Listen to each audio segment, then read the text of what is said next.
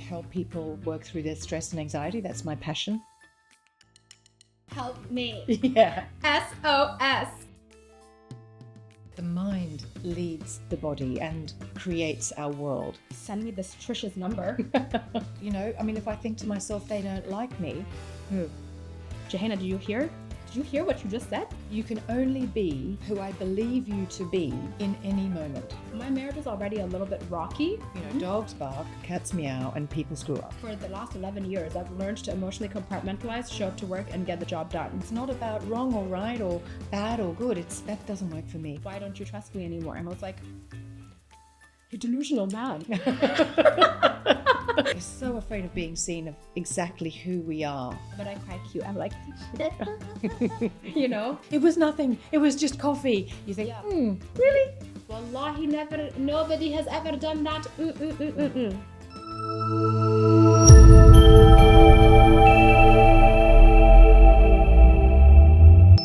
Assalamu alaikum and welcome to Press Pause with 𝐬𝐻𝐻𝐻. On today's episode, I have a very special guest. She's close to my heart, even though I only met her recently, kind of.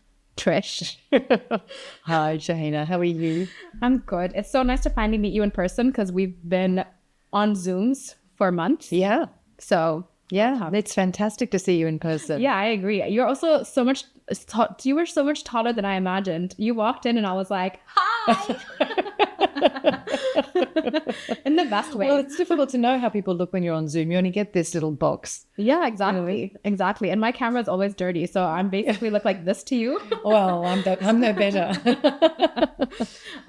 So Trish, before we begin, rapid fire round to warm you up, and then we'll let everyone know who you are. Sure. Ready? Okay. 1, 2. Podcast. Podcast. Yeah. The first thing that pops into your head when I say podcast. Expression. Lunch. Kale salad. Oh, boring. Happy place. The mountains. Board game. Monopoly. Aroma. Babies. Dream job as a kid. Dream job as a kid. Well, I wanted to teach English to the French. Oh, okay. Without ever having been to France. So God knows where that came from. Hidden talent. No idea. Season. Spring. Song. The Voice. And I have 2. The Voice and I Will Survive. Oh, I Will Survive. Honestly, that is so on brand for you. Because you literally make sure everybody else survives. Oh, and I love it when they do. Yeah. I love it. Yeah. Yeah, you really do. I see that. So can you tell us a little bit more about you and what you do for those who don't know? Well, I'm a grandma, which is how I identify myself mostly these days because I just love that job. I love that role. I have a beautiful 2-year-old and the mother of 2 grown-up women, beautiful women. I help people work through their stress and anxiety. That's my passion, my true passion. I tend to not do much else other than that or be with my family. So I'm, it's a bit, I don't know if it's healthy or not, but I don't really care. It's just what I love to do. So I'll answer the call. Doesn't matter what time or day. And I love that. So I've trained as a psychologist and psychotherapist, and I now work more as a coach. So I have a bit of a blended technique which helps people get on their feet faster. Yeah, exactly. And my full-time job is air traffic controller, and in aviation, mental health is so taboo. So when I found out you're a coach, I was like, that's my loophole.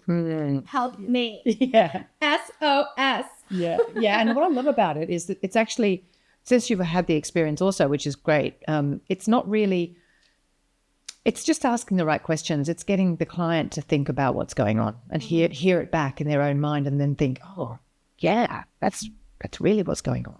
Yeah. Because I don't know, I'm not in your life. So I don't know the partners, I don't know the people, I don't know the situation, but I do know how you're feeling. And so we just dive into that. Yeah, exactly. Do you have a book coming out? I do. Can you tell me more about that? Yeah, sure. Well, I actually think it's going to end up being 3 books, actually. Okay, even better. Yes. Yeah, it's the reason I wrote it is because the most important thing for me to offer to my clients and to anyone that's really wanting to know or listen is that the mind leads the body and creates our world. So at any stage in your life, whatever you're thinking about a situation is how you'll go. It's like being spoken to like a GPS. So if you're thinking something that's really hurtful, really not nice, like they don't like me, they've rejected me, I'm never going to fit in, I don't belong here, they don't appreciate me, he doesn't respect me, she doesn't care about me, all these kinds of thoughts that we all think, then we're going to feel something in that. That's going to wake up emotions, and then that's going to trigger actions. And from those actions, we then move towards things that may not be good for us or might not be what we really need. And throughout my whole life, I was listening to this GPS. So I would walk into chaos because of what I was thinking. Yeah. And it was only until I realized that what I was thinking wasn't even true that I was able to get myself out of it. And so the whole of my life, I've been able to see that thoughts were leading my actions, which put me into really tricky situations, some of them very painful. Yeah. And some of them painful even to this age, when I look back at a younger age of me, younger, smaller one of me, smaller version of me. So instead of chapters, it's actually a belief. So let's just take one, for example. In the first book that I'm nearly finished, I've actually nearly finished all of them because it's all the thoughts that happen in your life. So it just became too big. So I just chopped them up into periods of my life. So in my younger years, it would have been, it was things like school, girls at school being mean, or the pressure of being, with a boy, or maybe drinking something or smoking something at, teenage years, or whatever it was. The thoughts that took me there, like they're going to think I'm stupid, they're going to think I'm square, they're going to think I'm a dork, they'll reject me, I won't have friends. So all those thoughts, come down to a very big core belief, which is I'm not like them. I'm not acceptable the way I am. I can't be me. It's not safe to be me, for instance. If I'm me, then they're not going to like me. So then I go and do things that I don't want to do just so that I can gain that approval and that appreciation and feel loved, really. Yeah. So when you look over the span of your life, certainly if you're as old as I am, then there's lots of chapters that can be written from these thoughts. So the first book is What Was I Thinking?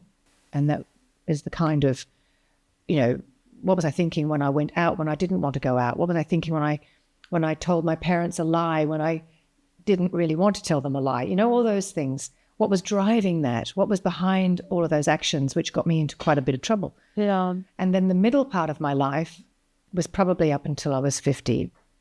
And that's what the hell was I thinking? Because then it got more relationship driven. And then, of course, the last 10 years of my life is what the F was I thinking? Because that was a doozy. That was the relationship that I needed to really burst me open into a million trillion pieces and rebuild back. But what I was thinking kept me there, really kept me there, when it was quite clear that it really wasn't right for me, really good for me. Yeah. But, you think you know what you're thinking, you believe what you're thinking. So, it's each chapter takes the reader into what my life was like when I was believing it and what happened when I was no longer believing it. And usually it ends up with me walking away from bad things. That's so powerful. And for me personally, I love to listen to Blinkists. And honestly, this responds to the show because I mentioned them so much. So they condense books into 15 to 30 minutes.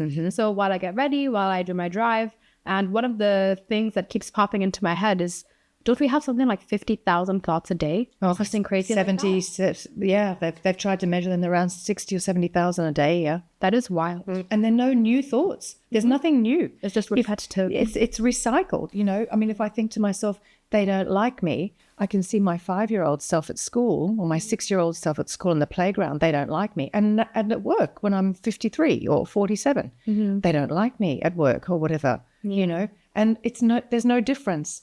And the feelings that we get from those thoughts are very reminiscent of how we did feel when we were children.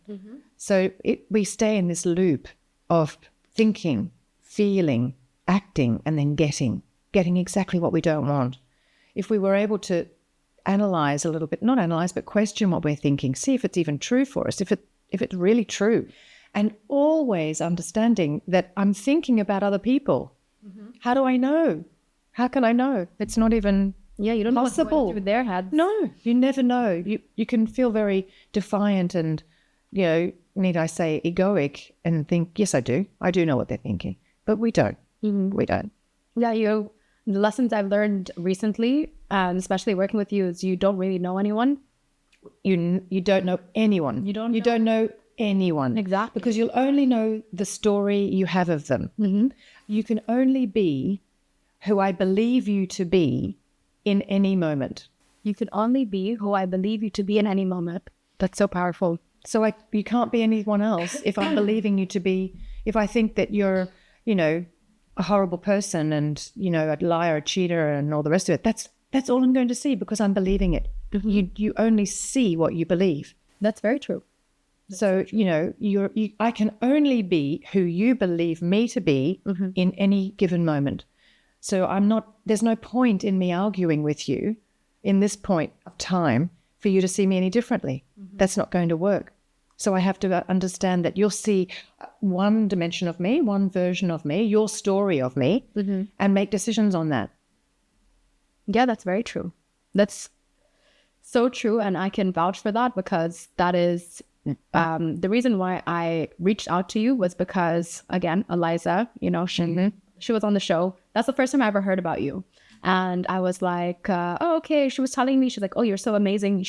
We would vibe and that you should come on the show. And I was like, okay, all right, we'll see how it goes. And then I thought you weren't in the country as well for a while. Then eventually I was working with a hypnotherapist for a long time. And then our schedules weren't aligning because of all the work she's doing and traveling so much. So I said, okay, I feel like I need somebody to talk to and I don't mind anyone. And then when I was speaking to 𝐿iza and we hung out, there was so much peace in her, right? And I knew her at the time when we were shooting, I could feel a little bit of anxiety from her because she has a fear of public speaking. And eventually when she calmed down, I was like, oh, okay. But the first impression of her that I received was somebody that has a little bit of anxiety, which is normal because I have it too. I just mask it a little different.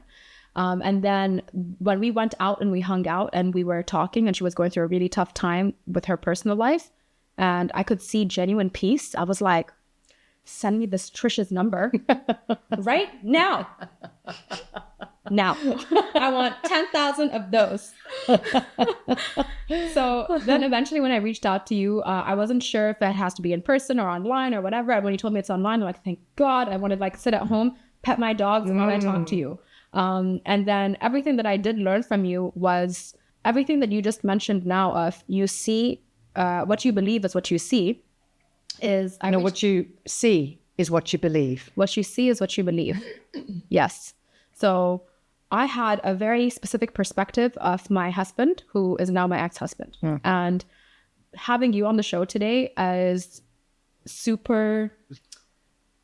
how do I put this? It's me being true to myself and sharing a part of my life that not a lot of people would be open to share.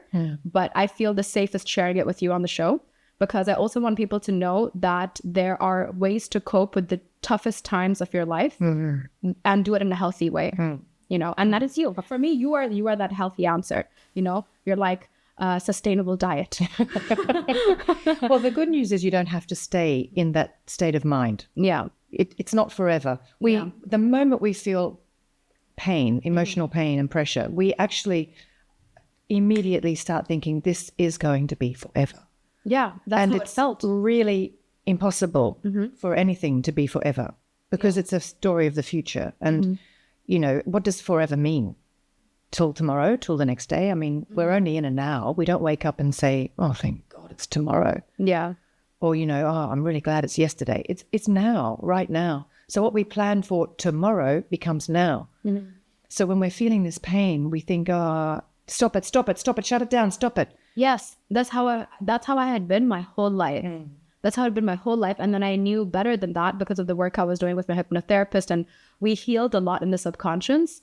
And then when I wasn't able to access her and, no hard feelings at all. I love her. Mana, we love you. Or at least I do. I understood that she's busy and I was really happy for her because like you, she's also an entrepreneur. She has her own business. So I was like, I'm really happy for you, but I just need somebody who I can access now. So when I reached out to you, it was when my marriage was my marriage is already a little bit rocky. There were certain things I saw that I didn't like, but the belief I had was, I love him. He's the right person for me. We were together for nearly half a decade now. So I was like, I've built a foundation I can't leave. That was the belief that I had. And I'm like, I love him. He's beautiful inside and out and everything. And then today is the 32nd day since I found out that he was cheating on me. And the minute I found that out, the belief system changed. He literally looked different. Anything he said to me, I wouldn't believe. And everything shifted. So speaking from personal experience, really and truly, what you see is what you believe. And in every sense of those words, it was truly that. And the way, like, he literally physically looked different in my eyes, you know, and you really, really helped me process, because I started speaking to you before everything erupted in my face. And I remember I was so mad, and it was something he did to trigger me, and I was so mad at him. And I was like, I just need somebody to talk to. I need to sort out my thoughts. And when I was done, and I forgot this, you messaged me and you said, the first session we ever had together, you told me, thank you for saving my husband's life, because I was so mad at him. I wanted to, I'm going to kill him. I'm going to kill him. So mad. But I felt so much better after working with you. And then again, at the beginning, you mentioned you're like, I don't know, can't remember if we were rolling when you mentioned it or not, but you love to work and spend time with your family, and that's it, right? Thank God for that. Because me being a shift worker in crisis, that was perfect. The minute I found out what happened, I messaged you and I was like, Trish, this is what happened. You're like, but are you sure this is what happened? I'm like, it feels like it, Trish. When can we have a session? And in less than 12 hours, we were already on a call to figure out what to do, because I had to go to work. You have to function. I had to go to work. And with my line of work, I have to show up, and I have way too many lives in my hands to show up not ready, and to show up pushing emotions down. Yes, which are going to just burst open at the very worst moment. Exactly. So I would be like, for the last 11 years, I've learned to emotionally compartmentalize, show up to work, and get the job done. But this, my whole world changed. Crashed. And it changed because, you know, in Islam, you don't believe in marriage in this life only. It's in the afterlife. I genuinely believed that with all my heart. I'm like, this is my man. This is my person forever. Khalas, I'm done. And I committed to him in that way. But he didn't back. So everything that I believed, again, my belief system, everything shifted. And people will do what they do. You know, dogs bark, cats meow, and people screw up. Yeah, exactly. We all screw up. You know, we all do things that we regret or we're not terribly proud of. Or, you know, in fact, I have, you know, some of my clients who decide to see me quite regularly. We often work on what I'm most ashamed of, you know. Yeah. And it turns out that those very things are actually what we're most proud of, funnily enough. So, you know, it's a journey of finding out who you are, because when we first met, you know, Andy aside, you were feeling a certain way. You felt like it was all on him. You know, he was the one that made you feel the way you did. But we discovered that, could that be even possible? Is it even possible that someone else can make you feel a certain way? Yes, there's a way of feeling the impact of what the words are or what they've done, their actions.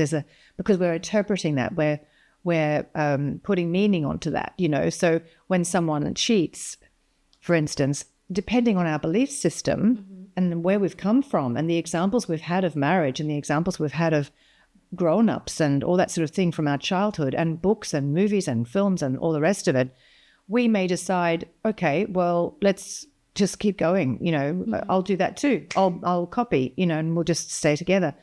But some people have a very strong belief that it's too divine, if you like. It should be protected, this unity, you know, this couple, and no infidelity should enter it, which means that if it does, it's over, you know, it's over. So one person can feel like that and one person can't, which is often the case in a couple. One will think, well, if she finds out or if he finds out, I'm sure we'll talk through it and it'll be okay. Yeah. But the other person's thinking, no, it's over. We're done. And that's exactly what happened. He thought we could talk about it. Because for me, like, subhanallah, right? I had a girls trip planned. I say girls, but I only went with Sarah. And we went to Maldives, and we had that booked because I coincidentally had the same time off as she did. which never happens because I'm a shift worker. And she's like, do you want to go to the Maldives for Christmas? And I was like, sure. So that's what we did. And I booked that trip. The 21st of December, I found out. 23rd, I boarded a flight to go to Maldives with Sarah. And it was me working night shifts and then boarding a flight straight after that. So I got the time to go away and not be around him and his energy and really dig deep of what I feel about this for me alone.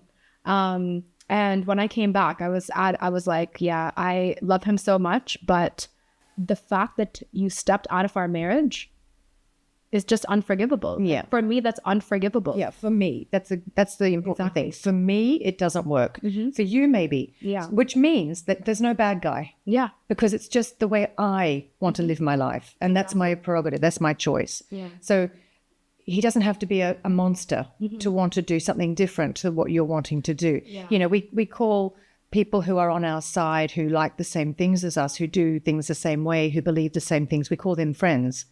But those who decide to do something different are called enemies, you know? Yeah. That So- makes sense. Yeah. So really, it's understanding that he's free. He's going to do dogs bark, cats meow, and Andy cheated. Yeah. He's going to do that. People will do that, you know. And we decide whether we want it or not. That's all it is. It's not about wrong or right or bad or good. It's that doesn't work for me, you know. And I also understand that there's that feeling of betrayal when you think you're on the same page and you've maybe even been told you're on the same page. But people can also lie. They can cheat and they can also lie. They can. They're free to do what they want. We then just get the choice of deciding whether we want to be with them or not. That's all. Exactly. We don't have to have them executed or, you know, put a billboard up and tell the world what we think of them, because someone else may not think that at all. Yeah. So, you know, we don't know anyone and we don't get to decide who they are. Yeah. That just limits them, you know. Exactly. And for me, that was the biggest shock factor, because again, now I truly believe and realize that I can't expect what I would do from others. And with him, I was so honest about every little thing. So much. I was so honest about everything. And I genuinely believed it was the same case back, because I'm like, oh, well, I would say something or confess something. I'm like, well, what about you? And he's like, nope, nothing. And I was like, okay, cool. And I choose to believe that. That's when you have blind faith. So then after the faith and the trust is broken, he's like, but why don't you trust me anymore? And I was like, you're delusional, man. You know, so I remember, like, after I came back from Maldives, this is when I texted you while I was there. Actually, you checked in with me. You texted me like, hey, how are you doing? I'm like, I'm processing, but when I come back, I'm going to tell him what I want. Then I'm ready for another session, because I know he's not going to take it well. So I came back and we shoot the podcast in my house. So this is actually exactly where I sat. And I told him, like, let me hear your side of the story fully. I'm going to give you the chance to speak and I won't speak. Active listening. And I let him speak. The story didn't change. He was still concealing a lot and I could feel it. Like, now that my eyes were open to that, I could really see how much there was deceit in what we had. And he was actually sat on your seat and he's just like, so what do you want to do? Let's do this. So every time I would have a conflict, the end of the conflict resolution would be, so what are we going to do to move past this? And I said, I want a divorce, period. Are you sure about that? Blah, blah, blah. He cries, I cry. And then I just, I let in the dogs and I took all my antihistamines and inhalers and everything. And just like curled up on the couch. And I was just like, I just want to lay in a ball and cry. And then while he was speaking to me, because I asked him, I was like, there was a part of me that wanted some normalcy in that moment, because I did miss him, you know? Yeah, you just don't turn off your feelings all of a sudden. Exactly. So I was like, so how was your day? Because he started a new job that he was really excited about, that I also was excited about, because part of the rift in our relationship was he got really comfortable with me being the breadwinner. So I accidentally became a sugar mama. It was never the intention. So I told him, I said, you need to get your act together. You need to get you don't have an entrepreneurial spirit, which is fine. Just get a job, show up, get paid, go corporate again, do it. And that's what he did. And he finally found it. So when I had the idea that my marriage finally saw the beautiful light at the end of the tunnel, this happened. Yeah. You know? Yeah, which is, it's quite uncanny, really. It's like a gift, because it was happening. Yeah. And you may have just, you know, blindly gone through yet another year or two, even though he did get the grounding and the stability of a job. Yeah. And then, you know, you would be talking about another year that, you know, because people are going to do what they do. I mean, I think that a lot of the problem is there's not a lot of honesty. You know, there's not a lot of real honesty. We're so afraid of being seen. Exactly. We're so afraid of being seen of exactly who we are that we'll hide who we are. And it can be sordid or it can be less, you know, problematic for the relationship. But, you know, it could be as little as, for instance, you know, do you feel comfortable? I'd ask my clients often, do you feel comfortable with your partner if you're on the telephone to your girlfriends and he walks in? Or do you say, oh, look, he's coming, I've got to go. You know, I mean, or do you talk openly and not about him necessarily, and maybe so, you know, oh, by the way, we're just talking about you, you know. Yeah. But is there that level of comfort with your partner that there is no taboo? You can talk about everything. And that's rare. It's very rare. Yeah, exactly. I mean, for the girlfriend's part, as an example, I would have, because if I don't have my headphones next to me, I tuck my phone into my top. Yeah. And then I loudspeaker it. So it's literally loudspeaker blast, whatever the girls and I are talking about. And then later on, he would be like, that's not going to work out for him. I'm like, I know, right? You know, like, so, but that's how open it was. And that's how open it felt for me, you know? And my intuition was so right, you know? And I remember when we had our session, you made me question that. So I told you, I'm like, I was wrong about everything. And I was wrong about my intuition. I was wrong about him. And you're like, but is that true? And I was like, she's like, and you reminded me that I did have a feeling something was off. And for me, it was just randomly, I was sat with the girls. We went out to like a really cute like lunch date at Tanya's tea house. I love that place. I love tea.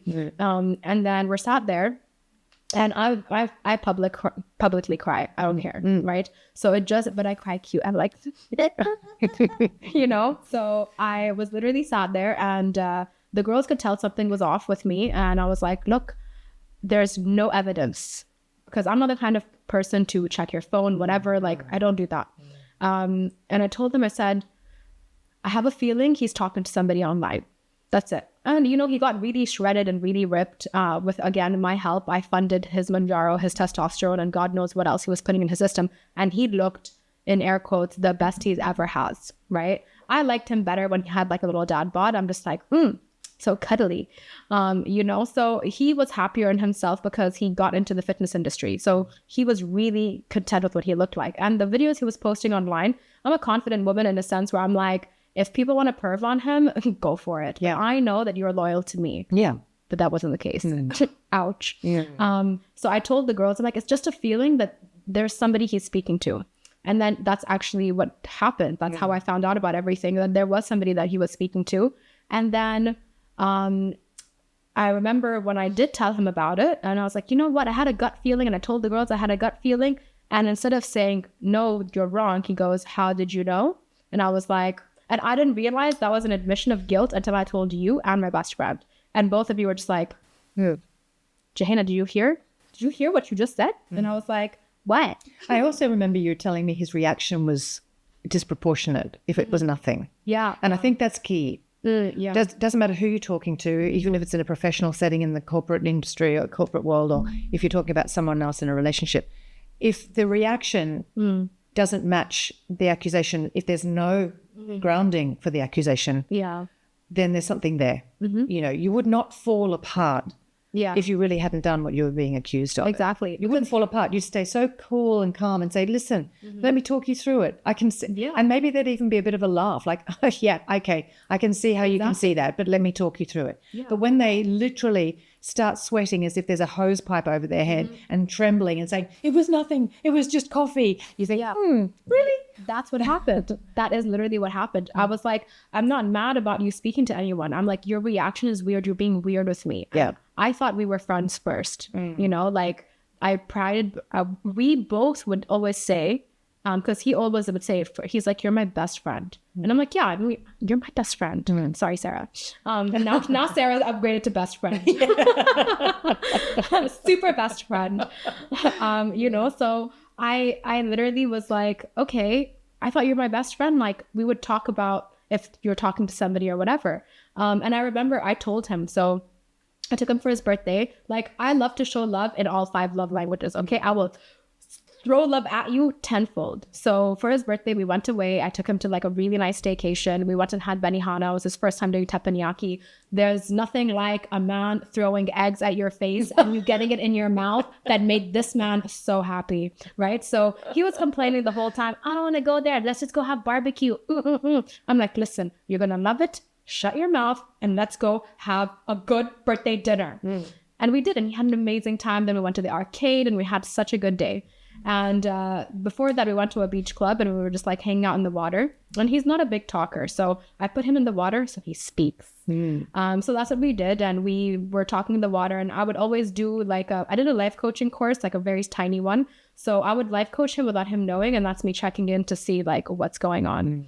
And then it starts. But I have to put him in a body of water first. And I just said to him, so I'm like, how's everything going? How's your social media going? Because social media was a big part of his putting himself out there in the fitness industry. So I said, how's that going? He's like, oh, it's good. I'm like, okay. I'm like, the podcast at some point it's going to take off.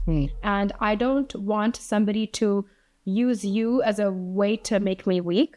So if you are having anything inappropriate or anybody reaches out to you in an inappropriate way, just let me know so I know. That's it. Wallahi, nobody has ever done that. Why are you using God's name? Swear on anything else, like the water you're in, anything else. Yeah. So I genuinely believe that, even the day I found out, we had like such a beautiful day. Yeah. I think intuition is incredibly powerful. I mean, we all know that. We're all, encouraged to strengthen up our intuition and listen to our intuition. There's a difference between a thought and intuition. Intuition literally comes seamlessly and pain-free. There's no pain to it. There's no stress to it. It's just a feeling of, I'm going to go this way. I'm going to do this way. I'm going to go right instead of left. Or I'm not going to go. No, I don't really feel like going. I'm going to go. No, it doesn't feel right. Yeah, things like that. It doesn't feel right. That's something that really is important. A thought is something that could be very stressful. And so we have to sort of decide, what are we following here? Are we following the thought or are we following the intuition? The intuition, again, is something that I've experienced that. I've told myself, I don't know what the hell has passed this decision. It's as scary as hell to think where I'll be once I've made this decision, but I cannot not make this decision. I have to go this way. Yeah. There's no chance I can, it might involve a lot of work. It could involve a lot of money. It could involve a lot of stress and heartbreak to go that direction, but there's nothing that can stop me from going in that direction. Yeah. So that's your intuition screaming at you, and it's really worth listening to. And a lot of my clients will say, it came out of the blue, and I'll say, really? Really? Did it really come out of the blue? And then they're able to just slow it down and look back and think, well, yeah, then there was then, and then there was this. And those are the things that help us to move forward in future so that we do become more aware of ourselves, because the whole journey is being supported by us and our mind and our intuition. Yeah. So if we were able to just take a moment, my whole work is centered around slowing down. Getting still and thinking about what we're thinking, seeing what we're thinking and listening to the words we're using, because those are exactly what gets us into our trouble. The words are thoughts that are verbalized and it's all imaginary. Yeah. It's all imaginary. So it can really scare us, just like any horror movie but words can really mix up our life, and get us into a tricky situation. That's why silent retreats are so powerful, because you stop telling the stories that keep you trapped.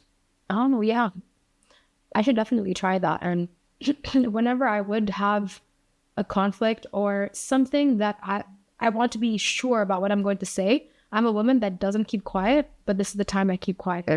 I literally go back into myself and I stay silent and I listen to whatever. If the other person has to speak, I let them do that. And that's exactly what I did with Andy as well. And with the intuition, you're so right. Like, I remember telling the girls, but then when Sarah knows like every little detail, because when she's usually on speaker on my shoulder, like I mentioned before. Yeah. So is Andy if I'm at her house or we're hanging out or whatever. So she was quite aware of the things going on a day-to-day basis. And I always used to make jokes of like, when he crashed his motorcycle, it was really hard for me to locate him after that. So after that, I'm like, I don't care. While you have a bike, you have a tracker app on your phone so I can find you easily in case this happens again. Because he's reckless. He used to drive like 300 kilometers an hour on the bike. And I was like, I don't like it, but you're an adult, make your own decisions. And I was the one who bought him the bike. So silly me, but I then I would joke with Sarah, like, while I'm like cooking this dinner and he's coming back home from his day, I would make a joke and say, no, his tracker app is off. Maybe he's running out of battery. And then Sarah's like, Joe, you're just being crazy and whatever. But all these like little jokes I would make, but I wouldn't escalate them with him. She was like, but Joe, do you remember this? And she reminded me because I tend to forget. I filter it out. And I feel like it came from me filtering out a lot from my childhood. So I just kind of did that with him as well. And she's like, no, ॼe𝐻na, this. And I was like, oh yeah. And she would remind me and I would be like baffled by my own forgetfulness. Yeah. So the intuition is there. And I feel like your subconscious picks up on a lot, and all these little things. And I think the main reason when I reached out to you was I was feeling so taken for granted. After we got married, I feel like everything changed from his end. I was showing up more. I bought us the house. I provided for us. I told him, I'm like, you hate your job, quit, do what you love, did all of that. And then he slacked and he pulled away and every time I would tell him, I'm like, you're taking me for granted. He's like, no, I'm not. I love you. I'm like, you can love me, but still take me for granted. So yeah, that's just interesting. And then also we worked with the emotion code. Can you tell us more about the emotion code for those who don't know? Because I found it to be very interesting. Yeah, absolutely. Well, I'm recently certified as an emotion code practitioner. And what it is it helps us to release trapped emotions that have been caught in our body from past situations. Because energy, we can feel energy. You can walk into a room and think to yourself, oh, something's not right here. Someone's just had an argument or there's tension. Or you can be in a workplace meeting and tell who's having the affair. You can feel the energy. Yeah. You can walk into a party and think, nope, this is not my kind of place. You can be breaking up from someone and you can't get away from them quick enough. Energy is invisible and yet extremely palpable, really. It's no different to microwaves or remote control energy. I mean, everything is energy. So it exists. It's just that we're not really aware of the effect that it has on our body. So trapped emotions can cause, organ failure or disease, dis-ease. It can cause migraines. It can cause low self-esteem, depression, all those sorts of things, hesitancy, impulsivity. Trapped emotions really are something that we can't see. We don't know they're there. They're on a subconscious level, but our bodies will sometimes try and talk to us. And I mean, in Greek mythology and in Greek times, we've always heard things like the liver responds to anger and the kidneys are fear and, the lungs are worry and the back is carrying the world. I mean, this is not new to many people, but and the elbow, flexibility, the knee flexibility, in French, the word for knee is genou, and the genou is me and us. So it's the relationship, genou, So really the body speaks to us all the time and we just don't listen to it. So the emotion code is a practice whereby we are able to connect into the person's subconscious through kinesiology, muscle testing. So it's just a matter of really getting still again, nice and quiet. Good things come when we're quiet and still. Very rarely we'll ever pick up on something when we're busy chatting, So you get nice and quiet and you connect to your own body or someone else's subconscious through muscle testing. And you can ask, what is the most important emotion, trapped emotion we need to release today? And there's also something called a heart wall. And the heart wall is the protection we put around our heart. I mean, there have been songs written about it. People know exactly what that feels like. Like, nope, I'm never dating again. I'm not letting anyone get close to me again. Don't even talk to me about it. This is how we protect ourselves. We do this when the sun's bright and we do this when the noise is loud, but we don't know how to protect our heart when we're feeling emotionally in danger. So we put a wall around our heart. When we work on our heart wall through these trapped emotions and releasing them, everything becomes more calm and open and gentle, because we're not quite so, stressed like this. We're not so fixed at keeping ourselves protected. So many things can happen when we reduce our heart wall to nothing. Opportunities can come our way. We can win money. Animals are more connected to us. Children relate to us better. Our relationships improve. Work gets better. I mean, we really open up. Our heart is really, truly open. You can talk about it also along with chakras and things like that. It's very similar. So we can test and be guided through the person's subconscious as to where their trapped emotions is. And uncannily, the subconscious will guide me to an emotion, not necessarily a body part, although that is possible to give at the same time, but an emotion that's trapped at a certain time in their life regarding a particular person. So you can find, I had a client not long ago who had anxiety trapped at 15 regarding a male teacher. And she said, I can't believe you found that, because he used to humiliate her, stand her up and ridicule her in front of the class. That's terrible. For the whole of the school year. And she really suffered and struggled from that. And we found it in the emotion code. Wow. Yeah. And I have another client who never wanted anyone to know that she'd been abused at the age of 12, and we found all of that through the emotion code. Yeah. So, and we released the trapped emotions that came with it. She didn't have to tell anyone. It's not psychological. It's not a therapy session. It's just releasing trapped emotions that are in your body that are really trying to be released. And you'll be much better if they are. Yeah. We did it 2 days ago. 2 days ago. Yeah. And it was on Zoom as well. So I'm open to doing it again if you want to do it on the show so people can see what it's like. Sure. But I will say after I finished the emotion code with you, that specific day, I finished the night shift. I had a session with you. No, I went to the gym. I had a session with you. And then I had a massage booked in from before, because I booked my massages in advance now, because self-care, self-love. And then when I finished my massage, I was like, oh, let me go, get my manicure, pedicure, even though they're bare on hands, hands and feet, but just just to clean them up. So I decided to walk to the salon. Weather is nice, everything is good. And you told me, you're like, people will just gravitate towards you more. Now, people have already done that. I could be literally sat somewhere and people would just come and talk to me and have a conversation with me. But I felt like it was amplified that day. So as I was walking, I saw this little girl, maybe she was around 2 or something, 2 or 3, and her mom was pushing her in the pram. And I just smiled at her and I continued walking, and that was it. I always smile at children because, So cute. So cute. And I did that, and she literally just, hello. She had to scream hello to me, and the last time I experienced that overwhelm from a child and in a positive way was when, it's now Andy's niece. I will love her like she's mine till the end of time. But oh my God, I love this little girl, baby Isabelle. So I took a burkini with me when we went to Lithuania to visit his family. And they were like, oh, we're going to go for a sauna, a cold plunge and everything. And I put on my burkini, and it's bright colors, pink, purple, orange, just bright colors. And it's the full suit.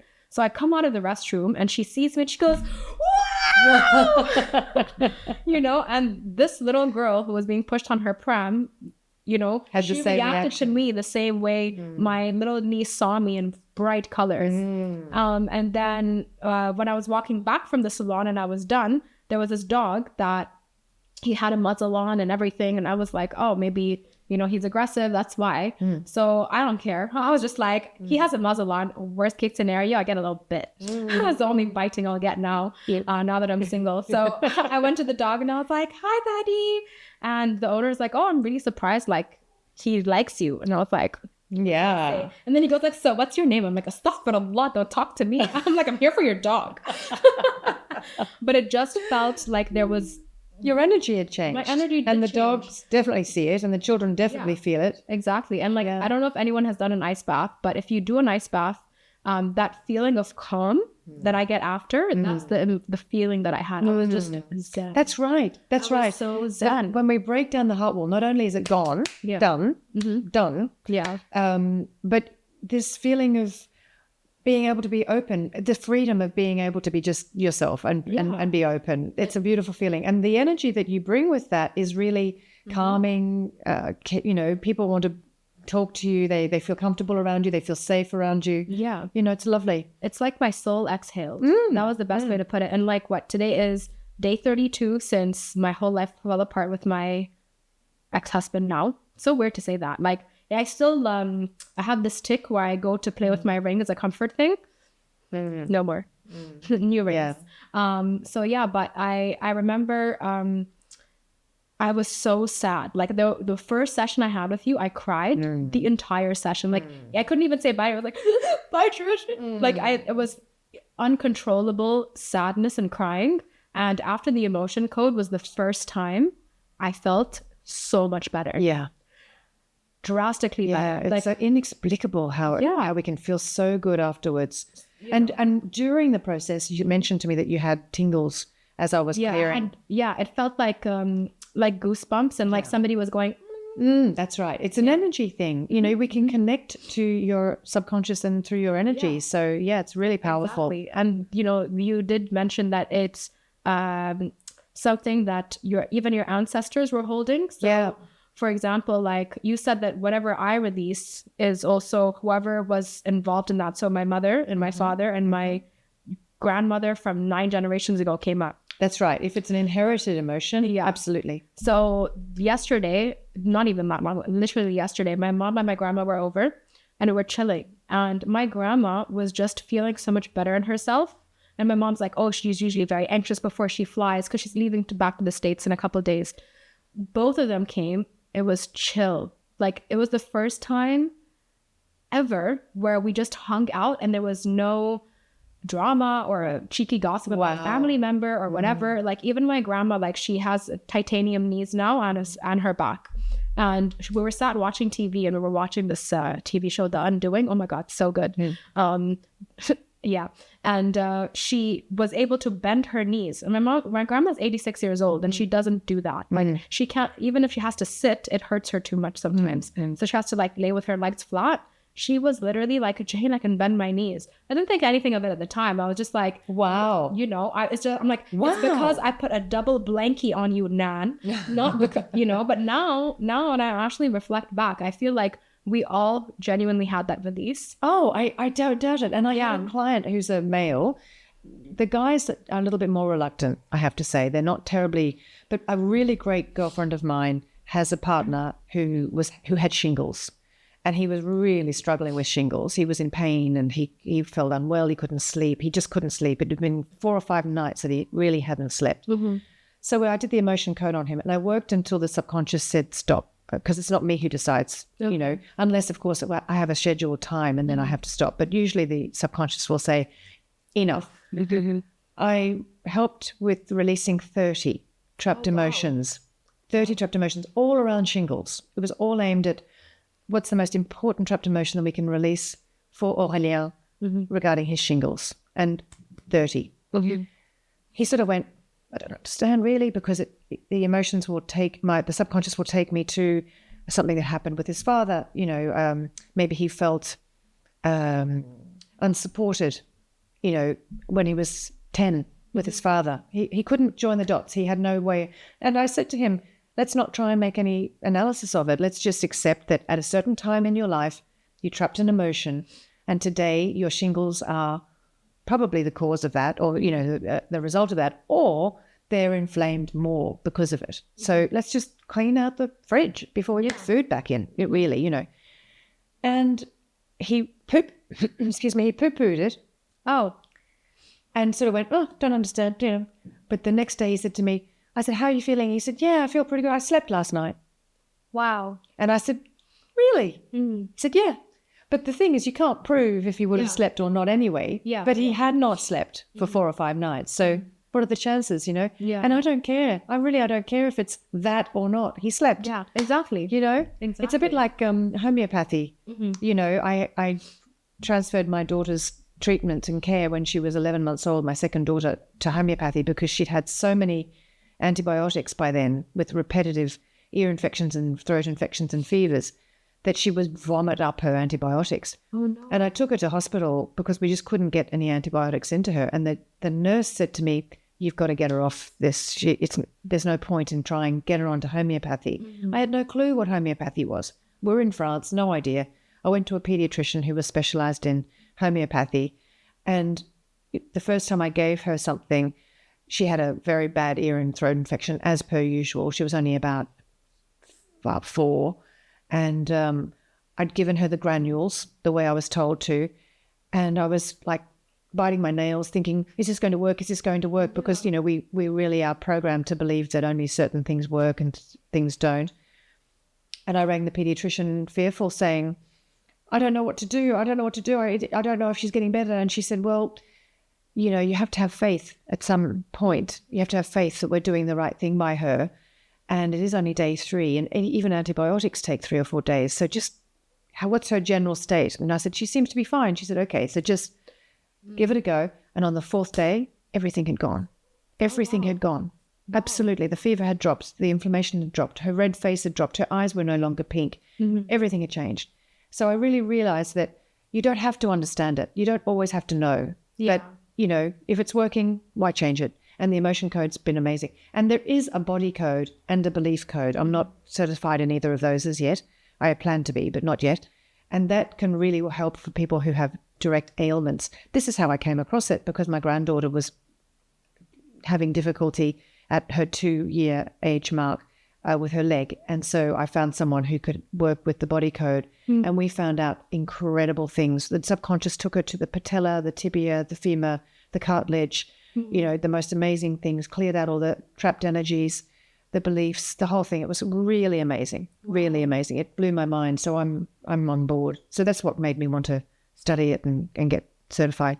Oh, granddaughter. Yeah, granddaughter. She's brought me everything. Yeah. My children taught me everything, and now my granddaughter's teaching me more. Yeah, it's wonderful. That's so beautiful. The bond I have with my grandma, yeah, I love her so much. Yeah. So I'm happy you have that bond. Yeah, my granddaughter's only ever spoken French apart from the few times that I visited while she's been born, and now she opens the door in the morning and says, hello, darling girl. I think, oh, you're so good. I say, hello, darling girl. I mean, it's really special, really special. Yeah. And now she says little knees and little hands. She's very, very cute. She's just, wow, she's just adorable. Yeah, I mean, for me, I think the saddest part of me getting divorced for me was that my grandma was not going to meet her great-grandchild, specifically with him. I mean, I don't know. Yes. You never know. Maybe she's in a little 200, inshallah. Well, you only need 9 months, so get on it. I know, exactly. Naughty. But yeah, no, so that for me is what hurt, I had this, again, it was a belief and a vision of these beautiful little this image, Marathi mixed kids, and introducing them to my grandma. And I remember the second time he met my grandma, I said to him, she needs to meet her great-grandchild. This is a mission I'm on. So for me, there was a lot that has changed in the trajectory of what I visualized for my life. But it's okay. Yeah. It's okay. Yeah, I'm going to get another puppy. But it's a great realization that you've understood and you're able to see, which means that you're now believing the opposite of this image that we have in our mind of what we think is our future is just an image. It's just imaginary. It's not. There's nothing real about it. And movies are made up of that. I mean, you can change the script anytime you like because it's fake. It's just fake. It doesn't mean that because I want that to happen in 5 years that's going to happen, and maybe it will, maybe it won't. But if it doesn't, it's okay because it was never real in the first place. So it opens up an opportunity for something different. Exactly. So would you like to do the emotion code? Sure. All right. So I'll just take a moment.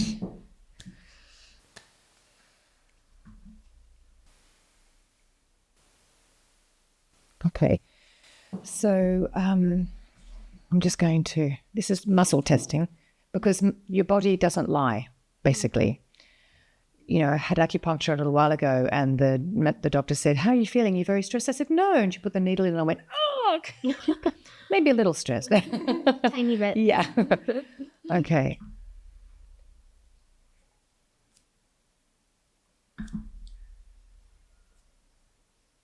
Okay.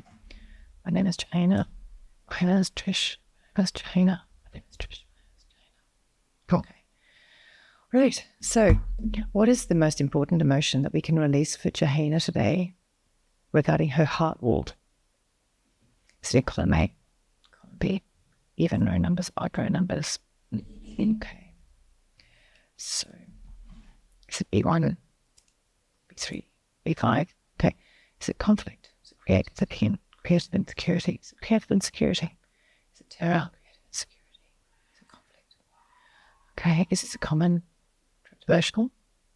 Is it 0 to 10, 10 to 20, 10 to 15, 15 to 20, 15, 16, 17, 18, 18? Okay. So creative insecurity at age 18. Good. Okay, that could be feeling stifled, that you don't know what to do. Maybe you wanted to do art, but you felt you weren't good enough. Maybe, does that ring a bell? Yeah, I didn't know what to do with my life, and everyone always told me I had a lot of potential, but we don't know what it is in. So I was applying to as many scholarship programs as I could find. I kept getting rejected a lot, and at 18 is when I was like, okay, I really need to find something, because I already graduated, and I just felt really lost, and the pressure that I have to be the eldest child who provided for the family and took care of everyone financially as well. Amazing. So I've worked on a client before who came up with creative insecurity in different parts, because it can show up again in different parts. And when we finished doing the emotion code on her, just the once, she wrote to me and said, I have started songwriting like I have never done before. I have been blocked for a year. And I went, amazing, I'm just going to clear it. Can we clear this creative insecurity? Yes. Okay. Has it now been cleared? Okay. What's the next most important emotion we can release for Johanna today? Column A, column B.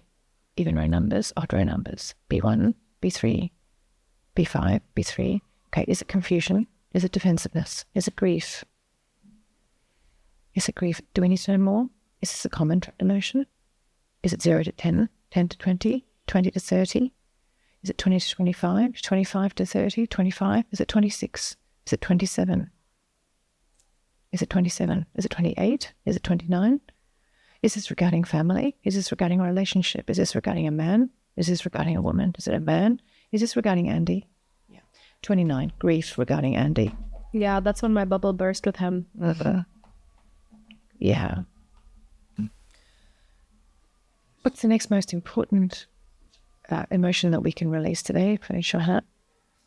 Column A, column B. Column A, column B. This could be inherited. Column A, column B. Even row numbers, odd row numbers. Is it B1? Is it B3? Is it B5? Is it B3? Is it confusion? Is it defensiveness? Is it defensiveness? Do we need to know more about this defensiveness? Is this a common trapped emotion? Is this a prenatal trapped emotion? Is it common? Is it prenatal? Is it preconception? Is it prenatal? Is it regarding my mother? Regarding my father? Trimester 1? Trimester 1, defensiveness. Prenatal, which meant that your mother was experiencing defensiveness in trimester 1, and you absorbed that as a fetus. Oh, okay. Can we release this defensiveness, this prenatal defensiveness? Yes. Okay. Has that now been released? Yes. Okay. What's the next most important emotion that we can release today? For Johanna, column A, column B, column A. Even row numbers, odd row numbers. Is it B1, A1, A2, A1, A3, A5, A3? Yeah. Is it crying? Is it discouragement? Is it discouragement? Is it rejection? Is it sadness? Is it sorrow? Is it discouragement? Do we need to know more about this? Is this a common trapped emotion? Is it 0 to 10, 10 to 20, 10 to 15, 15 to 20, 15, at 16, at 17, at 18, 18, discouragement at 18? I was always told I had potential, but I also wasn't good enough. And I just getting rejected from so many different places and entities. It was really heartbreaking, really discouraging. Yeah. It sucked. It really broke my self-esteem. Yeah. It's an emotion that really keeps us small. Yeah. Okay, so releasing discouragement at the age of 18. Have we released it now? Yes. All right. Okay. 1, 2, 3, 4, 5. We'll do one more. What's the next most important emotion that we can release for Johanna today? Column A, column B, column A. Even row numbers, odd row numbers. A2. Is it anxiety? Is it despair? Is it disgust? Is it nervousness? Is it anxiety, despair, disgust? Is it nervousness? Do we need to know more about this? Is this a common trapped emotion? Is this a prenatal trapped emotion? Is this a inherited trapped emotion? Is this a prenatal trapped emotion? Is this from my mother? Because I'm connected to your subconscious, so I ask as if it's me. Is this from my mother? Is this from my mother? Is this from my father? Okay. Is this trimester 1, trimester 2, trimester 3? Nervousness, prenatal nervousness, trimester 3 from your mother. You know, that's pretty common. I have to say. The birth and all that sort of thing. Maybe she had some information from a doctor that wasn't too easy to manage, and she's on the verge of giving birth, you know. But, you know, it's amazing. I'll just clear it. Oh, yeah. Can we clear this trapped emotion of prenatal nervousness? Yes. We're like, I'll keep it. Yeah, that's right. Have we now released that trapped emotion? Yes. So I had a client who doesn't want children, and that's okay. He doesn't have to have children, but his partner is my friend, and she's not wanting to, you know, trick him into having children or anything, but he doesn't want children. And in his emotion code, we found all of the tempest, all of the storm that was brewing between his parents during the pregnancy because his father just did not want children. Oh, okay. So that's where it came from. Yeah. Interesting. Yeah. So he still may not want children, but at least we cleared all the emotions that he absorbed as a child in the work. We'll just do one more. Okay. The next most important emotion that we can release today for her, column A, column B, is it even numbers? Is it odd row numbers? Is it B1? Is it B3? Is it B5? Is it conflict? Is it creative insecurity? Is it terror? Is it unsupported? Is it unsupported? Do we need to know more? Is this a common trapped emotion? Common trapped emotion? Is it a prenatal trapped emotion? Is it an inherited trapped emotion? Is it from my mother? Is it from my father? Is it from my mother's mother? Is it from my mother's father? Is it from my mother's mother's mother? Is it from my mother's mother's father? Okay. Is it 4 generations, 5 generations, 6 generations, 7 generations, 8 generations, 9 generations, 10 generations, 11 generations, 12 generations? 12 generations unsupported, 12 generations are supported. Unsupported kept coming up even in our first session quite a lot. Yeah. Yeah. It nestles in different, and it can be from different situations. Inherited, you could have taken this on. Absolutely, you took on. I mean, we take on our parents' eyes, our ears, you know, our nose, our feet, our hands. I have my mother's, you know, voice. I have my father's height, you know, that sort of thing. And we take on their emotions. And unsupported is a big one. And it's not unusual to see that in women, you know. But that was a lot. That was, I had sadness for 22 generations. Oh my God. 22 generations. I'll just clear that. Can we clear this unsupported, inherited trapped emotion? We do this a little differently.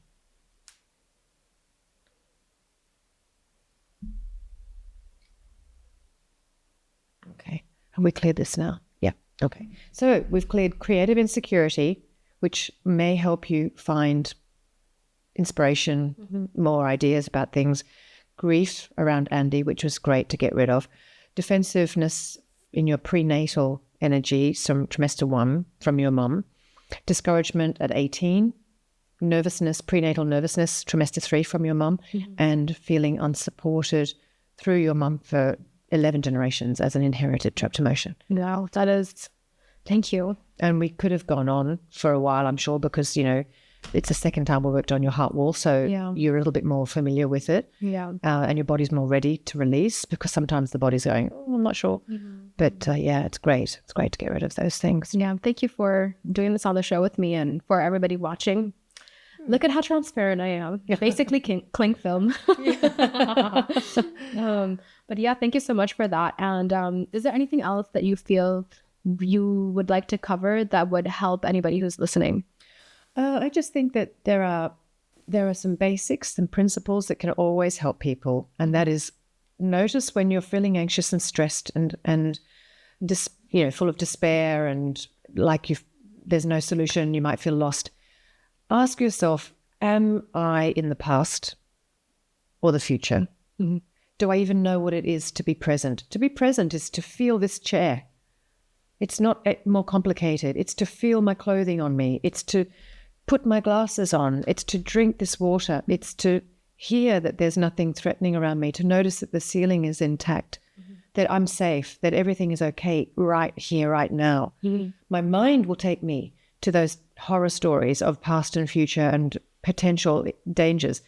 But the reality of life is right here, right now with me. Mm-hmm. And that's a safe space, a peaceful, safe space. So come back, even if it means splashing water on your face. This is why, over the years we've seen people get a slap over the face, because come back. Because when you start to spiral, you're really thinking of this very scary future, very, very scary future. So my suggestion would be learn to come back to the present moment, feel the seat holding you, the floor holding you, breathe the clean air, realize how lucky, and feel gratitude for where you are right now. A lot of gratitude helps also to reduce that stress level. Secondly, I would ask, whose business are you in? Are you over there mentally thinking about what they're doing it with, who they're doing it with, why they're doing it, or, what they should be doing or what they shouldn't be doing? That's going to cause you stress. When you're in someone else's business mentally and you've lost your own sense of your own world, you're walking as a zombie. You're not even aware of who you are or what you want or whether you're hot, cold. You may stop eating. I mean, I've heard so many of my clients say through breakups, they stop eating, they stop exercising because they're so fixated on the other person and what's gone on that they lose the reality of who they are. So come out of everyone else's business and stay in your own. That's my main tips. Thank you for sharing. And I remember the very first session we had when you were talking about being in the present moment. Because I do internally spiral a lot. I didn't really realize that until I became more emotionally and mentally self-aware. And when you told me the past and the future, the past is what already happened, you can't change it, and the future is not real, I was like, the future is not real. It changed my thought process on a lot. Great. It really did. Great. It eased my anxiety so much. Yeah. And then every time I would start to worry about the future, because for me, people see that I'm so organized and I plan ahead really well, but it's because that's me trying to control the future. And it comes from a place of severe anxiety. Yeah. Now I realize that, but before I'm just like, I'm so organized. We try to manage the future from here. The future. Exactly. It's like, how will you dance in 3 years' time when you go to your friend's wedding? Yeah. That was too left feet. Yeah. But that's the thing. So when I told myself, I'm like, the future is not real, but plan for what you want right now that you think will you'll benefit for in the future, then that really, really changed so much for me. And yeah, that sentence really helped. And I just wanted to share the experience that I had with you, because your process was very different to what I was already doing with my hypnotherapist, because it was a completely different thing, right? You go into your subconscious. It was like a guided meditation, a live guided meditation after venting to her. And then she creates the narrative of what we're going to work on in the subconscious mind. And then working with you was very different, because I would talk to her for like 3 hours. And for you were like, the first session is 2 hours. And then after that, it's only 1 hour. I'm like, only 1 hour? Now at minute 45, I'm like, I'm ready to wrap up. Look at me. We're done. Yeah. I love how accelerated it is, because again, today is day number 32 since I found out that my whole life changed. I got divorced the day before my 30th birthday on the 6th of January. And today is the 24th. And people yesterday when I told the makeup artist who did my mom's makeup, oh yeah, by the way, we got divorced, because she knew him personally, because he was in the motorcycle community and her husband also is. And she grabbed me and she's like, hey, babe, I'm so sorry. And and when she was hugging me like that, for me, I felt supported, but I was like, I felt like an overreaction, because I felt she felt more than I did. And I was like, oh, maybe it's just because I have to put my game face on for the show. but truly that piece that I saw on 𝐬𝐻𝐫𝐞, you really have helped me with that. And I feel like it was accelerated because we really worked and got to the point with a lot of the things. Yeah. And your worksheets really helped. Yeah. Now I journal, which I never journaled before. I used to have a diary when I was a kid, and then my sisters would read them and then tell everyone at school. And I'm like, you're so mean. So now I've started doing that again, which is really nice. And working with you, it has literally changed my life. It's been only a few weeks or 2 months. 2 months. Since the middle of December, I think. Yeah. And it's changed my life in the best way. So I'm so happy. Thank you for doing what you do. Oh, thank you for trusting me. I mean, it's not easy. It's not an easy thing to do, to just you meet someone online and open up your life and your heart and trust them with it. Yeah, I mean, that's what I did with Andy. So here we go, new pattern, but with someone so much better. I just feel honored, but because I hear the story. Yesterday, I had a beautiful client who was telling me lots of situations that were really bothering her. And I said, so really what it comes down to is he doesn't want you to be happy. And she said, yes, that's what I want. That's what I mean to say. That's what it is. Because I can see what we're getting to, and this situation, and when we went here and when we went there. And I said, so he doesn't want you to be happy. And we questioned that. Yeah, and also what I like is that after I'm done speaking, you actually tell me, and you don't tell me, you educate me. That's the best way to put it. You truly educate me to see it from a different perspective. You not only hold the mirror to me, but also to the other person, So I remember, so Sarah calls my previous hypnotherapist Andy sympathizer, because she's like, she was too nice about him. That's why you ended up with a man like that. And with you, it was just you making me understand his perspective from a psychological side. And it really did help until he really, it was no going back after I found out what he did. But yeah, and I thank you for what you do. And thank you for allowing this part of the podcast to be where I tell the world that I'm divorced. You've come so far so quickly. You've got a beautiful open mind. That's needed. You need to have an open mind if you're going to grow. Yes. Because you have to be able to open yourself up to other alternatives and not just stick to your, the way you see things and the way you believe things, because that's hurting. My intention is to stop feeling the pain. If it's hurting me, I can do something about that. I can do something about that. So the way I look at things don't hurt me any longer. I still don't want to be there. It doesn't mean I let everything continue to happen the way they were happening in my life and I don't say anything. I can definitely say, no, that's not for me. Yeah. But I don't have to be angry and hurt and broken. Exactly. And, you told me that I have to feel my feelings. So I really did. And got to feel to heal. You got to feel to heal. And another thing that you've mentioned to me that really stayed with me in the best way was the emotions are like waves and they come and go. So when I feel that overwhelming wave of emotion hit me, truly like a wave, I tell myself I'm going to feel it and I just focus on my breath. And then when it passes, it's done. Yeah. And I'm told me emotions come and go. So just know the fact that they're going to leave. So feel it in that moment. Yeah. Revolutionary, And also ask yourself, are these emotions that I'm feeling proof that what I'm thinking is true? They're not proof. They're a result of what I'm thinking, but they don't prove that what I'm thinking is true. That I'm because when someone does something to us that we feel is a betrayal, initially we think it's all about them, but really if we take it slowly and we give it some time, we can see that it's more about me now. What about me? You've done this, but now I'm nothing. Now I have nothing. I had a beautiful male client who broke up with his long-term girlfriend and said she took everything when she left. As in, she took everything. Oh, emotionally? Emotionally. Oh, okay. She didn't take anything materially, but he said, she took everything. I have nothing left. And I said, really? Is that true? Let's have a look. And at in that time, yes, you want to be able to say, I'm nothing, it's all over. Because we need to feel like the victim sometimes. To feel like we even exist. And we need to swim in it. But that hurts us after a while.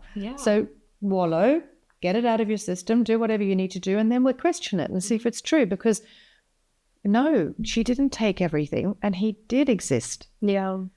But of course, his mind would then cascade into, yeah, but I want it back and I want it. Okay, but let's look at what you're actually telling yourself. You have nothing left. Is that true? Really? Is that really true? If that was the case, and people would die when people died, you know? Yeah. So it's not true. We can get through anything, and it's all about our thinking. You know, we can talk ourselves into illness, and we can talk ourselves well. You know, we can talk ourselves into hating ourselves, and we can talk ourselves into loving ourselves. It's not even the talking, it's the believing. It's what am I thinking? You know, and the old, you know, classic, I'm not good enough. For what? For what? All of a sudden we've got a future for this, for that, for that. Well, that's fake. What about, am I good enough to sit in this chair and talk to you? Because that's my life right now. This is it. So am I good enough right now? Yeah, I'd say so. But if I imagine, you know, an acrobat or a dancer or a chef, of course I'm not going to think I'm good enough to do all that stuff. And if I compare myself to other people, oh my God, that's when I really get lost, because they're going to appear wonderful and I'm going to appear nice and small. And that goes back to childhood, you know. All of it goes back to how we felt about ourselves when we were growing up. And we didn't quite know how to even talk about it. Exactly. And especially in, like, I'm mixed race, being half African and half Arab, being Emirati and Tanzanian. And in both cultures, it's so taboo to feel what you're feeling and talk about your feeling and all of these things. And I feel like it's important to break that mold. And another reason why I've decided to be transparent and honest about the experience that I had with Andy is because I was very open and honest about having my husband and choosing to show him in a way of the bond that I have built, because I was proud of that. You know, I was somebody that never believed I was going to ever get married, but not in a way like, who would want me? No, it was, I don't want you. I'm good. I saw terrible examples of what marriages looked like, and I was like, I don't want any of that. And then I'm a very career-focused person. So now when I pulled away from that and I'm not in that marriage anymore, I actually was telling the girls, it's like, I don't know how I had the time to even be in a marriage, you know, because I was always so mentally preoccupied to make sure I'm around for him, take care of him, do so much for him in every sense. On top of that, having that male role of providing, which I did for the duration of our relationship and marriage. So for anybody who's listening, it's okay if you walk away. If anything, if that's you being true to you, walk away. Absolutely.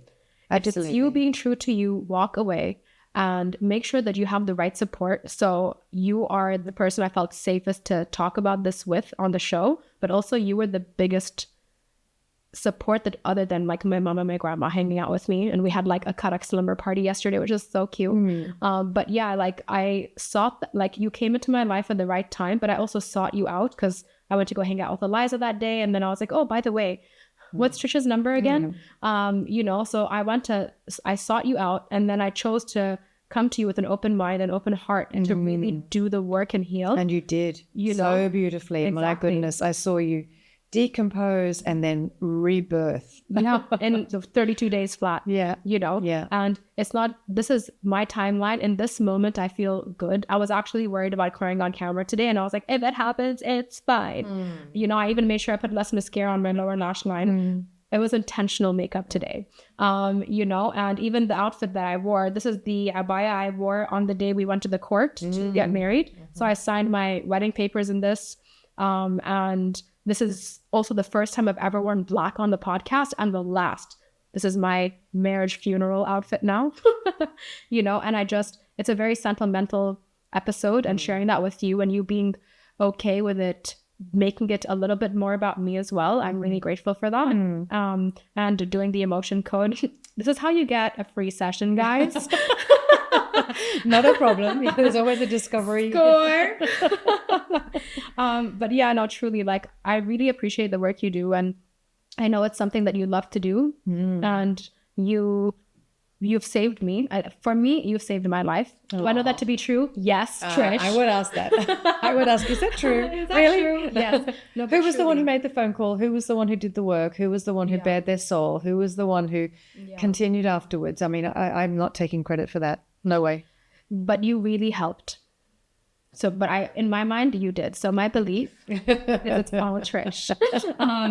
At least I'm aware of that now. But really, thank you for everything that you've done, and for everybody tuning in. Be kind in the comments, okay? Thank you for tuning into the podcast.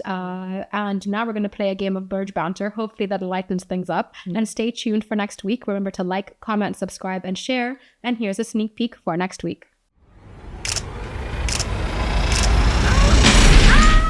Oh, wow. The most spontaneous thing I did recently was get divorced. So who is your hero? Tune into the last episode where I talk about my divorce. Yes, I'm single now. I feel like I've changed so much. I take friendship very seriously. You're over it when you're over it. I signed up for motorcycle classes. If you could time travel, where would you go and what would you do? The other 2 dogs go to daycare, but he really got with us. What would I do if I could time travel? I would go back to when my children were little. I need to go home and be with my husband. This can slap me in the face. The traffic levels have picked up so much that we hit over 1 million movements in the last year.